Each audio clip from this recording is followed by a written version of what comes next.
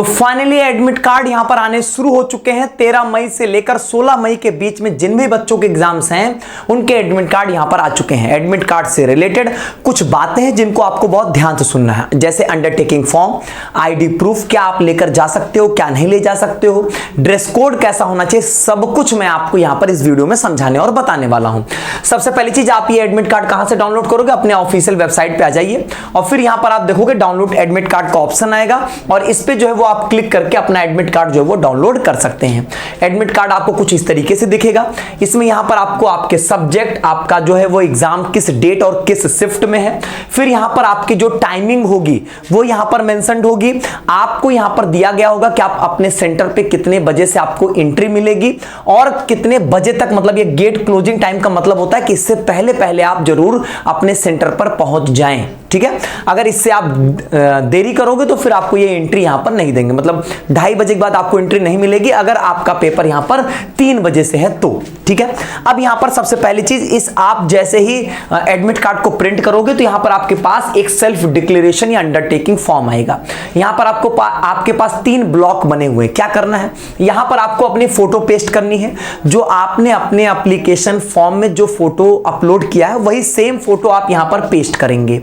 अगर in case आपके पास ये फोटो डिजिटल फॉर्म में है तो उसको प्रिंट आउट करके तो प्रिंट कर लीजिए।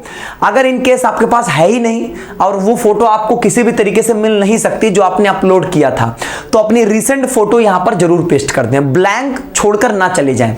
ये 2 चीजें आपको अपने घर से भर के जानी है और ये जो है वो आपको एग्जामिनेशन सेंटर पर जो है वो करना है। ध्यान सुनिएगा, ये जो है आपका, ये क्या है, आपके लेफ्ट हैंड का थंब इंप्रेशन है। यहां पर ये क्या हुआ, इंक पैड जो आता है उस पे अपने बाएं हाथ के अंगूठे का जो है वो छाप लगाना है यहां पर आपको। ठीक है, अब ध्यान सुनिएगा, आप एक बार इंक पैड पे लगाइएगा तो पहले एक बार ऐसे रफ पे 1-2 बार मार दीजिएगा, फिर यहां पर आप इसको लगाइएगा। तो लेफ्ट हैंड का थंब इंप्रेशन यहां पर लगेगा। यहां पर आपको अपनी सिग्नेचर करनी है, लेकिन एग्जामिनेशन हॉल में जब आप एग्जाम दे रहे होगे तब। अब पहले से करके मत चले जाना, नहीं तो दिक्कत हो जाएगी। ठीक है, इंस्ट्रक्शन सुनो, क्या क्या चीजें आपको लेकर जरूर जाना है। देखो, आपको पेन और वाटर बॉटल, अब पानी की बोतल आपको लेकर जानी है, आपका अपनी चॉइस होगी, लेकिन आप ले जा सकते हो ट्रांसपेरेंट, जैसे बिस्लेरी वाली वाटर बॉटल होती है ना, वैसे ही आप जो है वो यहां पर लेकर जाओगे। और आप एक पेन जरूर लेकर जाना, यहां पर मेंशन नहीं लेकिन मैं बोल रहा हूं लेकर जाइएगा। रफ सीट वहीं पर आपको मिलेगी, एक ब्लैंक पेपर जो था वो वहां पर आपको दिया जाता है रफ करने के लिए। ठीक है, एडमिट कार्ड तो आप अपना ऑब्वियसली प्रिंट कराकर लेकर जाओगे ही जाओगे। आपको 2 फोटोग्राफ और लेकर जानी है। ये क्या होता है, अटेंडेंस सीट पे चिपकाई जाती है। ये 2 बोल रहे हैं, हम बोल रहे हैं 4 लेकर जाओ। 2 आप तो चिपका ही दोगे, 2 एक्स्ट्रा रखे रहोगे तो इन केस अगर 1-2 खो गया या फट गया, खराब हो गया तो कोई रिस्क नहीं रहेगा। तो 4 फोटोग्राफ आप यहां पे लेकर जाएंगे।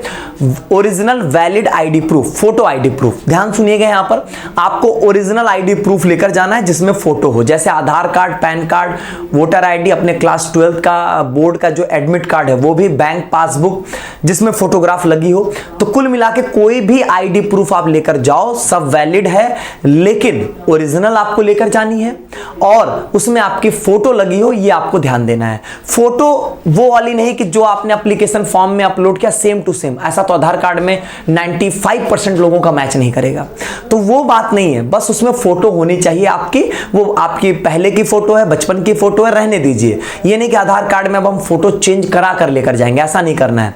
बाकी अगर आप क्लास 12 के स्टूडेंट हो, मतलब इस बार आपने बोर्ड दिया, तो अगर वो एडमिट कार्ड है तो वही लेकर चले जाइएगा। उससे क्या, उससे बेहतर आपके लिए क्या होगा, यहाँ पे उसमें तो आपकी रिसेंट फोटो भी होगी। ठीक है, तो ये सारी चीजें हैं। क्या यहां पर आप चीजें नहीं ले जा सकते हो? ऑब्वियस सी बात है, इन्होंने जैसे यहां पर देखिए इन्होंने बोला है कि आप जो है वो pen, electronic devices, metal, mobile phone, ये सब आप नहीं लेकर जाएंगे। अब सुनिए मेरी एक बात, यहां पर इन्होंने बोला भले पेन को है, हो सकता है ये पेन आपको दें, लेकिन मैंने क्या बोला, सेफर साइड के लिए लेकर जाओ। इन केस अगर वो पेन देंगे और पेन नहीं अलाउ करेंगे तो पेन फेंक दीजिएगा या वहां पे जमा कर दीजिएगा। बहुत बेसिक सी बात है ना ये। इन्होंने लेकिन मना किया है कि आप जो है वो यहां पर पेन या किसी भी तरीके का इलेक्ट्रॉनिक डिवाइस, मतलब आप घड़ी वड़ी लेकर नहीं जाएंगे, मोबाइल फोन तो आप ऑब्वियसली नहीं लेकर जाएंगे। अब एक बात यहां पे सुनो, क्या होता है कि कई बार हम फोन लेकर जाते हैं तो जो सेंटर के बाहर फैसिलिटी होती है जमा करने का, वहां पे आप 10-20 रुपए देकर टोकन लेकर जमा कर सकते हो। इन्होंने बोला कि एनटीए की कोई जिम्मेदारी वहां पर नहीं होती है। तो मेरे हिसाब से आप कोशिश करिएगा कि अगर आपके साथ कोई जा रहा है तो वो आपके सामान को अपने पास रखे, या आप उसको कहीं पर जमा कर दें, अपने साथ एक बैग लेकर जाएं, उसमें सारा सामान रख के कहीं उसको जमा कर दीजिए। नहीं होगा तो आसपास आपके पास जो है वो कोई दुकान होगी जो कि किराना की, ठेला वाली नहीं, जो किराना और या कोई दुकान हो जो कि फिक्स्ड दुकान वहां पे आपको दिख रही हो, वहां पर अपने सामान को जमा कर लीजिएगा। देख लीजिएगा एक बार कौन सा आपके लिए यहां पर ठीक रहेगा।